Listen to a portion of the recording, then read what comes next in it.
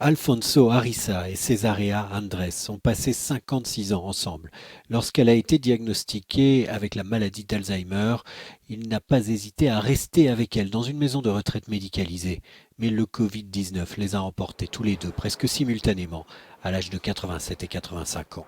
Après des jours d'angoisse et d'incertitude, voulant des informations sur leurs parents malades, Almudena et ses sœurs ont reçu la mauvaise nouvelle. Alfonso et Cesarea étaient en réanimation. Ils sont morts, seuls, sans le réconfort de leur famille. C'est très douloureux. Mon père a vécu une guerre civile et la dictature. Et les derniers jours de sa vie, quand il est tombé malade, on lui a refusé son droit aux soins hospitaliers. Je comprends que les patients soient priorisés, mais il n'a pas mérité ce genre de mort. Alfonso et Cesarea font partie des 6000 résidents des maisons de retraite décédés à Madrid au milieu de soupçons de mauvais traitement, de négligence et d'abandon, des soupçons qui ont forcé l'intervention de l'unité militaire d'urgence dans de nombreuses résidences en Espagne. Ils ont trouvé jusqu'à 7 cadavres. Pourquoi n'ont-ils pas été envoyés à l'hôpital? Pourquoi n'ont-ils pas appelé leur famille? C'était terrifiant, comme un film d'horreur.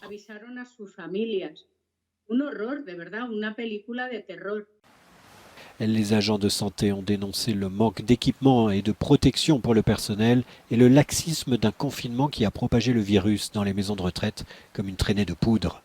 Aujourd'hui, un nouveau plan de sauvetage veut briser le cercle vicieux de l'infection. Dans des hôtels comme celui-ci, on a donné l'opportunité à des dizaines de résidents de maisons de retraite négatifs au Covid-19 d'échapper à l'un des principaux foyers de la pandémie en Europe. Jusqu'à 200 bénéficiaires hébergés par Roommate Hotel profiteront d'un endroit sûr, d'un environnement sans Covid, accompagné de tous les soins nécessaires. Nous sommes maintenant 35 travailleurs et nous avons 12 résidents aujourd'hui, on en attend plus. Ça fait un ratio de 3 travailleurs par habitant. C'est très difficile à trouver, mais nous voulons prouver que nous pouvons le faire. Juan et Marie Angeles ont été installés dans une chambre nuptiale avec vue, mais cela ne leur fait pas oublier les amis qu'ils ont perdus à la maison de retraite. 2 de mes camarades sont morts. Un de mes amis a eu un passage très difficile. Il a eu peur quand il est entré dans la maison de retraite de ne jamais en ressortir. Mais ces derniers jours, il s'est dit c'est fini et finalement il est sorti.